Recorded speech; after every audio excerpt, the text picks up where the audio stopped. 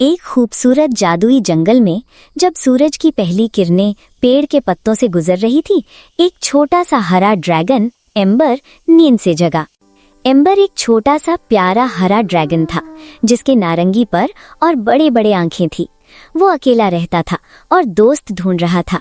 उसी जंगल में एक नीली उल्लू स्टेला रहती थी जो दिन में भी जागकर किताबें पढ़ती थी। वो बहुत ज्ञानी थी। ग्लो एक छोटी सी जगमगाती हुई मक्खी थी जिसके अंदर से रोशनी निकलती थी। वो बहुत खुश मिजाज था और हमेशा डांस करता रहता था।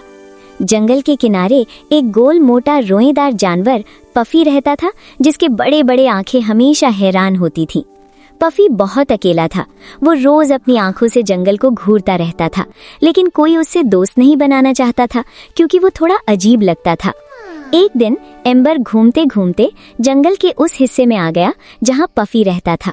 उसने पफी को अकेला देखा। एम्बर ने पफी को अकेला देखा तो उसका दिल पिघल गया। उसने आकर पफी के पास जाना चाहा पर डर गया। तभी ग्लो आ गया और उसे दोनों के बीच में जाकर दोनों को देखने लगा। वो समझ गया कि कुछ खास होने वाला है।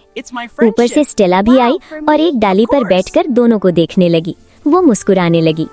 एम्बर ने हिम्मत करके कहा, मेरा नाम एम्बर है, क्या तुम मेरा दोस्त बनोगे? पफी ने पहली बार अपनी बड़ी आंखें खोली और मुस्कुराया। पफी ने अपना छोटा सा हाथ एम्बर की तरफ बढ़ाया। ये उनकी पहली दोस्ती की शुरुआत थी। अब एम्बर, पफी, स्टेला और ग्लो चारों दोस्त बन गए थे। जंगल में उनका हर दिन खुशियों से भरा था। एक रोज उन्हें जंगल से एक अजीब सी आवाज आई, जैसे कोई रो रहा हो या मदद मांग रहा हो। स्टेला ने कहा, हमें उस आवाज का पता लगाना चाहिए। पफी थोड़ा डरा हुआ था पर दोस्तों के साथ चलने की हिम्मत आई। वो रात को चले और जंगल में अंधेरा था। ग्लो ने अपनी रोशनी से रास्ता रोशन किया। अंधेरों में पफी ने एम्बर का हाथ थाम लिया। एम्बर ने मुस्कुराकर कहा, मैं हूं ना, डरो मत। वो एक जादुई पेड़ के पास पहुंचे जिस पर नीला नूर था और जिसकी डालियां सपने की तरह थीं। पेड़ के अंदर एक छोटा सा नूर का जखीरा था जो किसी की मदद मांग रहा था। वो नूर एक छोटा जादुई परिंदा था जिसका नाम लूना था। वो एक जादू के कैद में था। स्टेला ने लूना की बोली समझी। लूना ने बताया कि एक बुरी परी ने उसे बंद कर दिया था। बुरी परी शेड जंगल के दिल में रहती थी और सुनहरी रोशनी से नफरत करती थी। दोस्तों ने फैसला किया कि वो लूना को आजाद कराएंगे, चाहे कुछ भी हो। वो जांगते जंगल से गुजरे, कांटों और मोतों पौधों से बचते हुए। रास्ते में एक तेज दरिया आया। पफी तैर नहीं सकता था और वो डर गया। एम्बर ने अपनी दुम से पुल का काम किया। स्टेला ने अपने पर फैलाए, ग्लो ने राह दिखाई और पफी ने हिम्मत करके पार किया। दरिया के बाद एक अंधेरी घाटी आई जहां से भयानक आवाजें आती थीं। घाटी के बीच एक पेड़ से बुरी परी के साए की आंखें चमकी। पफी पीछे भागना चाहता था। एम्बर ने एक बार फिर पफी का हाथ थाम लिया और कहा, ये बस अंधेरा है, हम साथ हैं।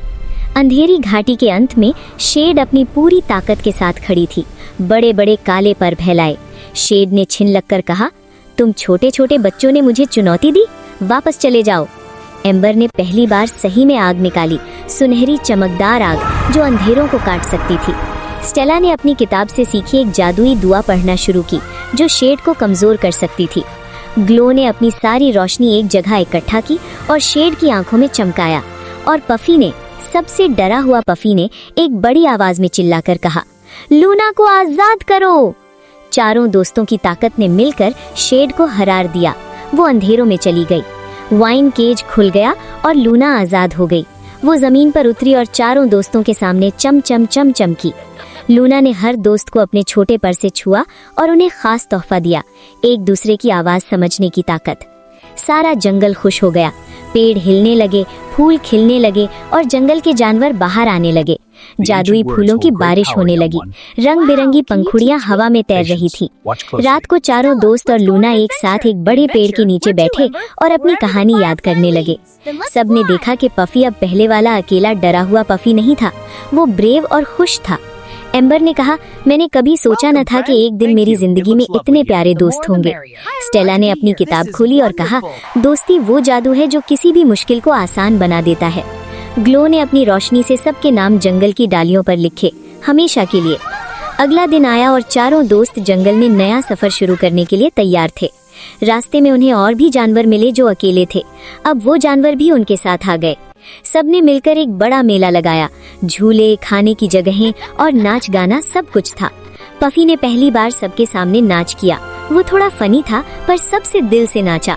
लूना ने अपनी मीठी आवाज में एक गाना गाया जो पूरे जंगल को खामोश कर गया। सब सुनने लगे।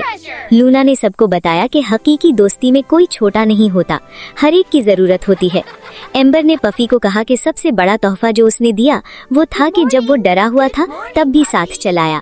उन्होंने सीखा कि सोना चांदी से नहीं, सच्चे दोस्तों से दिल में खजाना बनता है। अब ये 5 दोस्त मिलकर जंगल की हिफाजत करते थे और किसी भी मुश्किल में एक दूसरे के साथ खड़े होते थे।